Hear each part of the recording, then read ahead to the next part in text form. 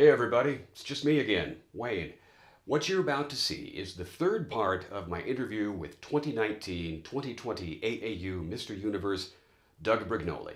The other two parts of the interview are also here on the channel. Go check them out if you haven't. And much of the material is based upon things that Doug writes about in his book, The Physics of Fitness.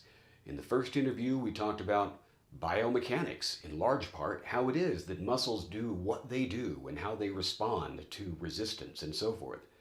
The second part of the interview was largely about selecting exercises. How do you find the exercise that is the most efficient for each muscle or muscle group?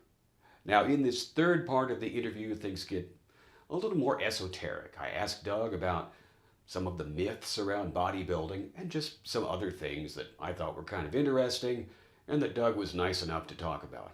So here it is, third interview with Doug Brignole. I hope you like it. Someone even went so far as to say to me, hey, what would you do if you got stuck in a basement and the trap door closed and something fell on top of the trap door and you had to push the trap door open and you've never done overhead presses? You wouldn't be able to get the basement door open. And I thought, who has a basement anymore?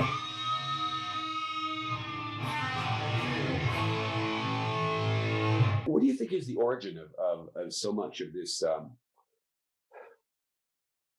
Mythology. what we'll call traditional bro science? Yeah. You know? But basically what happened is, and that's a very good question.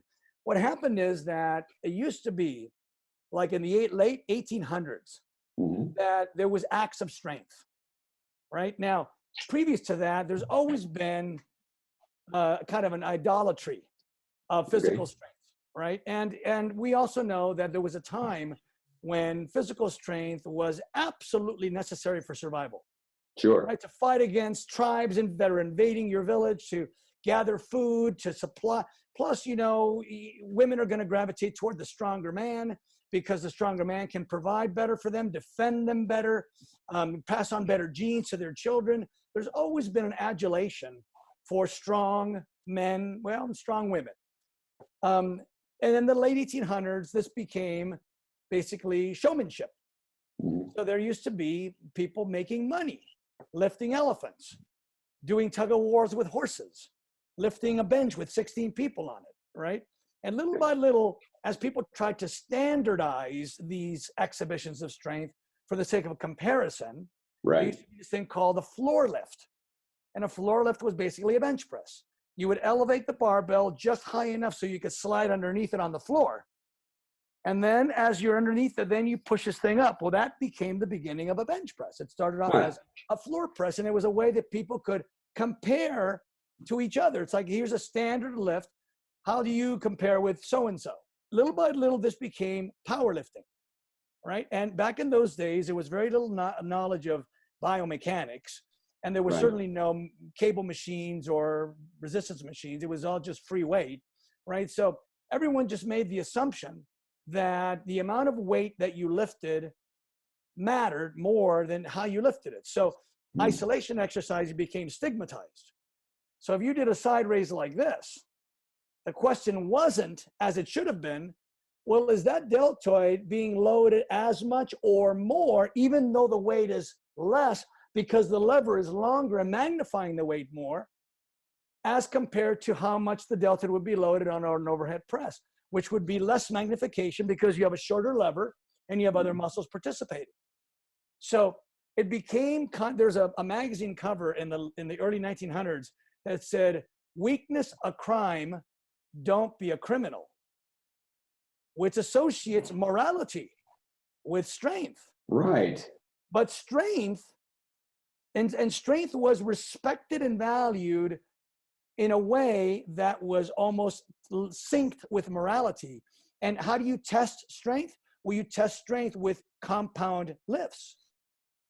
Very few people said, well, here, let's do a really strict curl with your back against the wall, or let's do a straight arm side raise, or let's do this. Nobody would do strength competitions with an isolated exercise. So that meant if you were doing an isolation exercise, you were vain. You were doing that for the sake of appearance. You weren't doing it for the sake of strength or exhibition of machismo or masculinity or morality. So Mhm. that's kind of how it happened, right? And little by little, this became grandfathered in. And we started thinking that logically, if you're lifting a heavier weight, the muscles that are moving that weight must all be working more than they would be if they were lifting individually. But from a physics standpoint, an engineering standpoint, that makes no sense. If you have like Okay. 10 people carrying a log, you can have one guy that's not participating at all, and you wouldn't even know the difference. You make the assumption that all 10 of those guys are carrying the same percentage of the load, but they might not be. So that's what we find happens when the compound exercise, we make the assumption that if we're doing an overhead press, or we're doing parallel bar dips, or we're doing, let's say, a deadlift or an upright row, that the muscle we prioritize is in fact the muscle that's getting loaded the most. And the muscle we prioritize the least during this lift is the one that's getting the least load. But that doesn't always work that way. Sometimes the one we care about less is working more, and the one we care about more is working less. I have several other topics I want to ask you about. Okay, great. I didn't discover bodybuilding until I was in my mid 40s. I'm 54 right now. You know, I wish I had crossed paths with bodybuilding many years earlier. You know, and I've come across a few pieces of information in the past few years that seem to, in a sense, converge. Three really that I want to just put out here. Now, the first is, and this is Arnold's statement. Schwarzenegger is interesting how if you say Arnold, you don't even have to Yeah, fill in the right, last name. exactly. In his There's new like encyclopedia of modern bodybuilding, he asserts that if someone asks him, well, am I too old to start bodybuilding? Arnold's assertion is that his standard reply is no, you're too old not to start bodybuilding. Oh, I like that actually. Yeah. Yeah.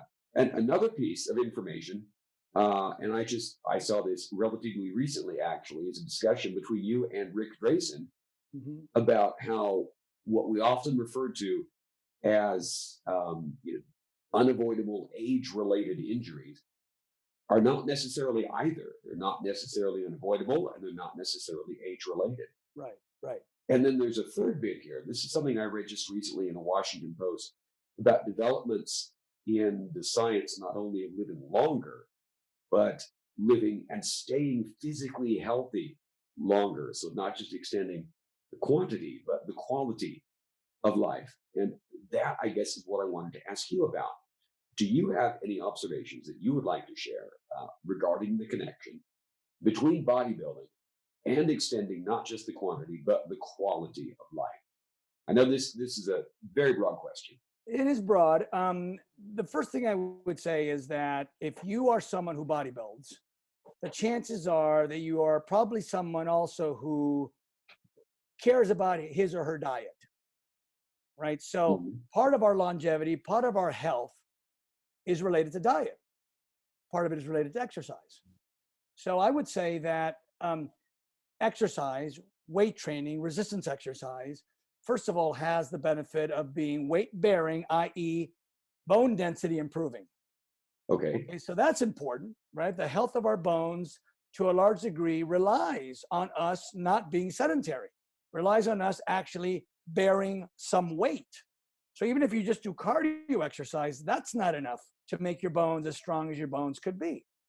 But also there is age-related muscle loss, right? And age-related muscle loss is partly due to declining hormone levels, but also partly due to a change of lifestyle that occurs as you get older, where you become more and more sedentary. And maybe you say, I have less energy, and therefore, well, you're going to have to ignore that, less energy thing and keep up your activity levels.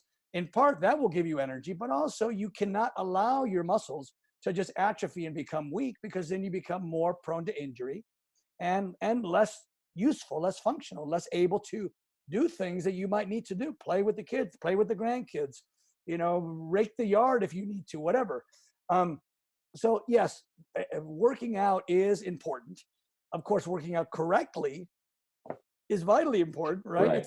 It's almost defeats the purpose to do weight-bearing exercises that strain the joints, right? Overhead press should never be done by anyone. It's a really, really bad exercise for the shoulder joint. I mean, I break it all down in my book about excessive external rotation of the humerus, impingement of the supraspinatus tendon when you go up, overloading of the infraspinatus because the forearm tends to want to fall forward. I mean, there's all kinds of, significant risks to do an overhead press. So by the way, if you're in the gym, next time you're in the gym and you see someone doing an overhead press, seated or standing with dumbbells, not necessarily barbells, even though it does also work with barbells, watch them from the side. And I can almost guarantee you that what you'll see is this. In other words, their forearms will not be vertical. They will be slanting forward.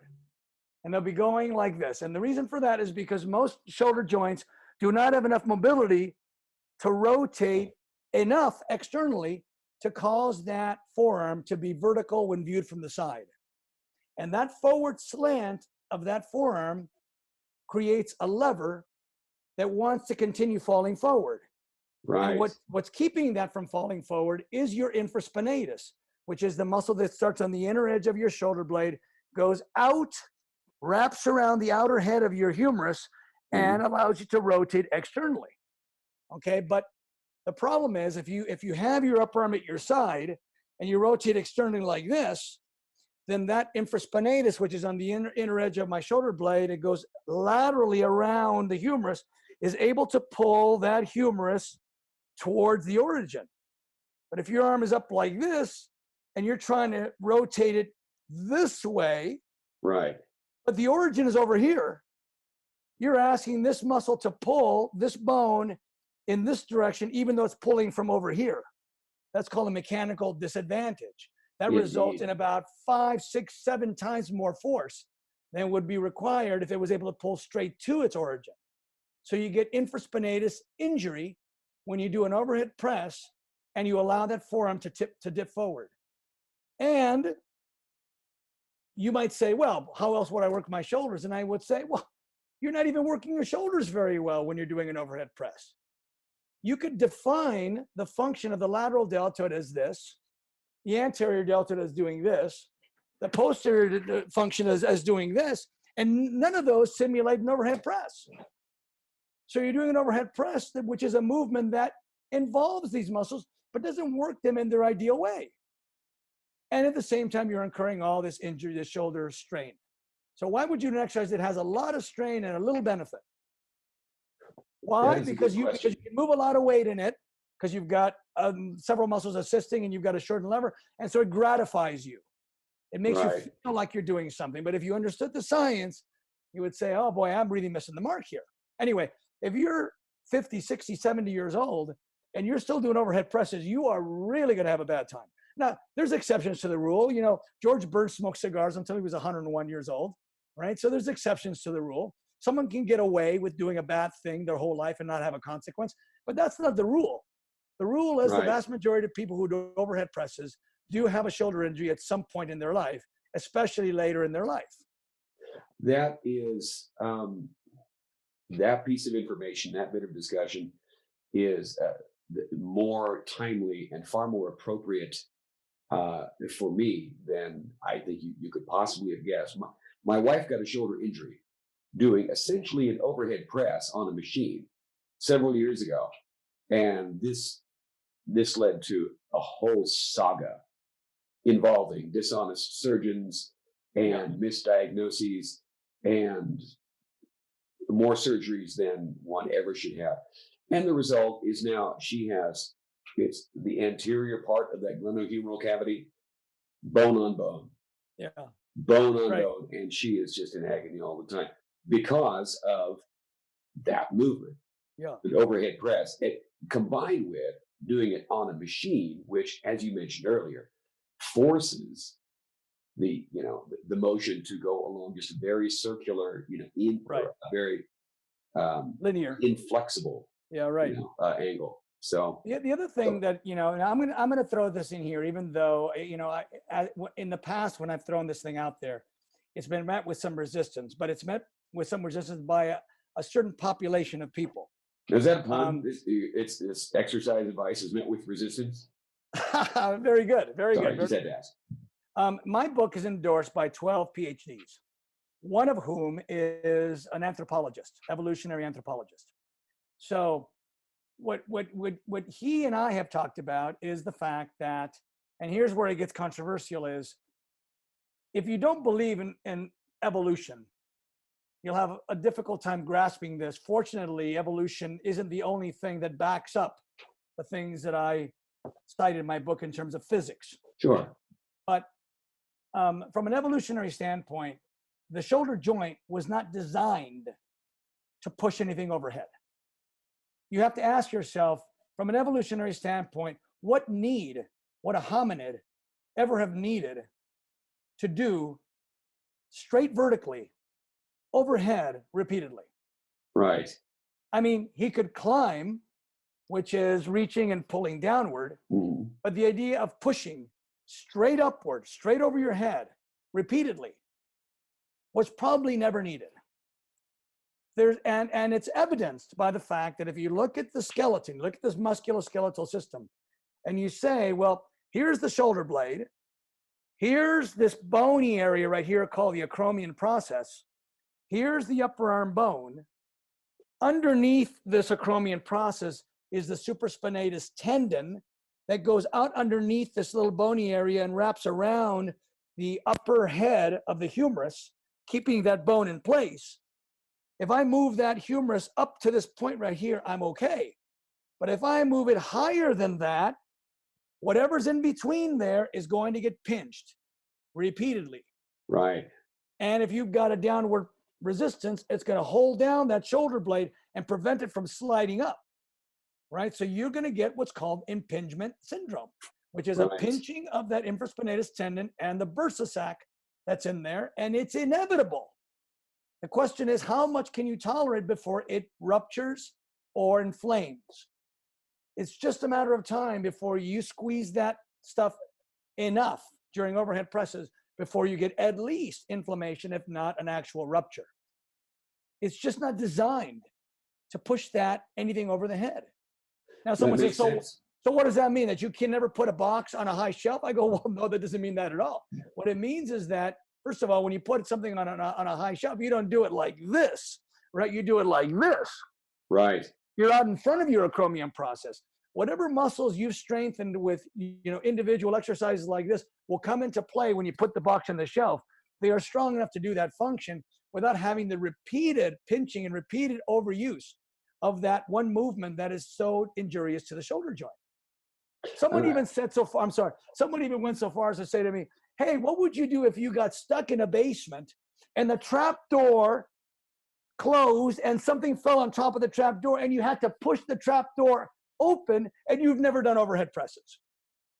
You wouldn't be able to get the basement door open. And I thought, who has a basement anymore? And what are the odds that set of circumstances? And by the way, if it did happen, I could push a trapdoor up easily because the deltoids, the triceps, all those have been strengthened in other ways. Right.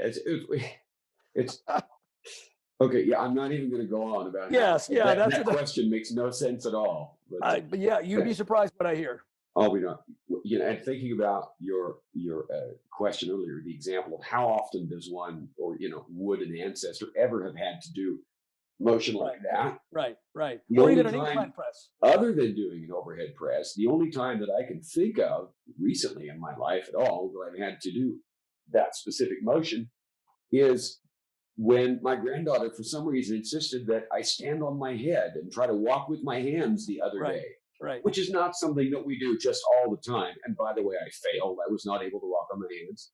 And by the way, it's not something that you would need to do for survival. It's not an evolutionary thing. It's not something like, this is how I get food. This is how I,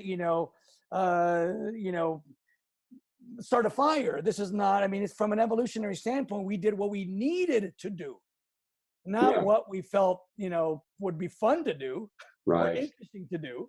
And the overhead press motion is not something that one would need to do in order to live long enough to reproduce, right? Which is what survival is all about. Yeah, that's all about survival is reproduction. Exactly right. Yeah. Okay.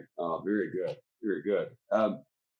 Can I ask you a question that is maybe a little more personal than the things we've been talking about so far? I don't think tremendously, but a little bit more. Okay. Thank you.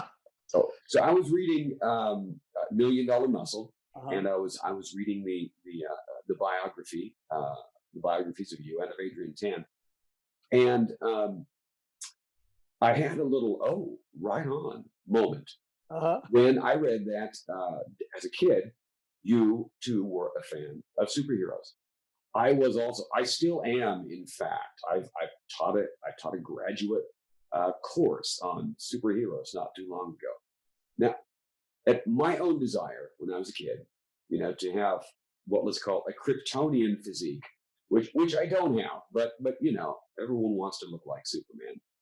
Um, that was tied to a desire not only to look cool, but to do good things.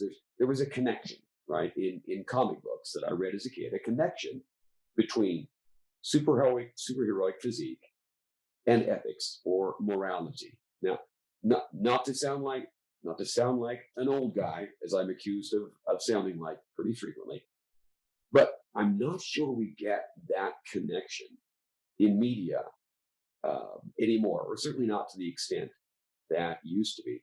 So here's this is a question that is both very general but also personal. What would you like to say about the connection of physicality to ethics or morals, whether in your own development, as it were, or in the culture in general? Or do you think that there's even a connection that we can speak about there? Well, I know some people that are huge fans of comic book superheroes. And so much so that they actually, know the storylines, they know the history, they know everybody's connection to everybody else. I've never been a fan that way, storyline wise, of the superheroes. I've always admired the physique. And I think my admiration of superheroes was more artistic. Like I was a Frank Frazetta fan. You remember Frank Frazetta, the artist? Oh, I've got Prince just in the Yes. other room. And what was the other name of the day? Boris something or other was the other. Boris Vallejo or something like that. Vallejo. Yeah. Yeah. Or Vallejo. Yeah, I loved just the art, the symmetry. And to this day, if I have one burning desire, it is to literally become that work of art, not only in image of standing there, but also in movement, in choreography. So in that sense, I have always been fascinated artistically with superheroes. I have an intense morality, but I wouldn't say that it's related to physique. I would say that it's probably completely separate from physique. But I do believe that, in fact, I would like to someday write a book about the subject, because I believe that we, from the time we're young, are wired in such a way to want to identify ourselves somehow. Right. So, and what I notice is that the identity issue sometimes works one way and sometimes the opposite way. Sometimes we want to be part of the crowd, and sometimes we want to be distinguished from the crowd. Mm-hmm. Sometimes we want to be, we want to do something that separates us. We get green hair, right? Because nobody else has green hair. But then we'll get a tattoo because everybody else has a tattoo. So like, Right. which is it? Do we want to join the crowd, or we want to be, but both of those are foolish. Trying to identify yourself by your markings, so let's just say, is foolish. There was I'm sure you know the book, 7 Habits of Highly Effective People. Right. Stephen Covey. And one of the things he says is that when you ask someone what their identity is, they almost always will give you external things. I am a member of the Sullivan family. I drive a Mercedes SUV. I live in the so-and-so neighborhood. I was born in the so-and-so place. I go to so-and-so church. I wear so-and-so jeans. None of those things identify you, right? So, but we live in a society, especially now with Instagram and Facebook, and where everybody tries to be noticeable. Everyone tries to be distinguishable. Everyone tries to somehow rise to a level of something. And in our society seems to respect and value monetary success more than anything else. So if you're driving a Mercedes, look at my Mercedes. If you're wearing a Rolex, look at my Rolex, right? If you're leg pressing 1,000 pounds, look at so. But there's a very interesting article. I'm trying to remember who wrote it, where he was talking about how it's impossible to make authentic decisions when you're on a stage. When the whole world is watching, Right. you are doing what you need to do because you are more concerned about the impression you're going to make and the reactions you're going to get than you are about honestly becoming the person that you want to become. And so morality goes out the window and all kinds of things go out the window. Productivity goes out the window. What matters is how you appear. And so in that sense, I'm very critical of people who focus exclusively on the way they look, what they wear, how they speak, whether their jeans are halfway down to their butt, whatever happens to be, even though it makes no sense, even though it's less comfortable. That's what I'm critical about, is we should pick our best identity based on what works the best logically for us, not what impresses our peers the most or people that we could care less about in terms of, what they value. That is a wonderful answer. A wonderful response. Thank you very much. Well, Doug, I'm really kind of guilty for having kept you so long. And I have several other questions that I know we don't have time to get to. We can do it again. We can do another session. Well, I was just going to say I might well reach out to you in the near future and ask if we can do a sequel. Oh, that would be wonderful. I wonder, would you mind if we sort of ended this discussion with what I think of, and I'm stealing this from something that Sammy Hagar, the musician, does in his YouTube series. Would you mind if I ask you a brief lightning round of questions? They're just, and these aren't heavy, no pun intended. They're just fun, this or that sort of things. Great. Are you game for that? I'm game. Oh, okay. All right. Lightning responses then. Dumbbells or barbells? Never barbells. Okay. Workouts, morning or evening? Doesn't matter. All right. Workout footwear, gym shoes or combat boots? Never combat boots. All right. Final one, space exploration, manned or unmanned? I think maybe unmanned. Okay. Fair enough. All right, Doug. Wow, that's kind of interesting. Now, look, about the dumbbells and barbells, by the way, a muscle has no idea where the resistance is coming from. Right. That's one of the things I explain in my book, is that all it knows is it's encountering some resistance to its ability to pull on this bone. So if you're doing a chin-up or if you're doing a pull-up and the movement is very similar, and that latissimus is having a hard time, it's meeting resistance in pulling that humerus downward and causing this movement to happen, it doesn't know whether you're rising up to a chinning bar or whether a lat pull-down bar is lowering down to you, seated stationary on the seat. It has no eyes. It has no ears. It doesn't know what color the machine is. It doesn't know if you're facing north or south. It just knows movement and resistance. So that's why I say never barbells, because they limit mobility much more. Right. Dumbbells are better but cables are far better than even dumbbells. Okay, interesting. That was actually one of the questions that I was going to ask in the lightning round. I was going to say cables or free weights, but instead I switched it to dumbbells or barbells. Cables are infinitely variable. You can choose where the resistance comes from, and when you're dealing with free weight, dumbbells or barbells, you are dealing with a straight down vertical direction of resistance all the time, which means you have to then alter your body position relative to it in order to create the right resistance curve or the right position of the muscle opposite resistance, right? But if you're dealing with cables, you can do almost everything in a seated or standing position and just change the direction of the resistance. Thank you very much. It was a pleasure to meet you and talk with you. And thank you. I hope to do it again. Oh, absolutely. There you have it. Third interview with Doug Brignole, 2019-2020 AAU Mr. Universe. Both in his age category and overall, which I think is pretty cool. I hope you liked it, and I hope to get another interview with Doug at some point. I don't know that will happen, but it's on my list of things to do. What would you like me to ask him? Tell me in the comments below here. Let me know, what would you like me to ask Mr. Universe for you? That's a pretty cool sentence. I never thought I'd get to say something like that. So there you go.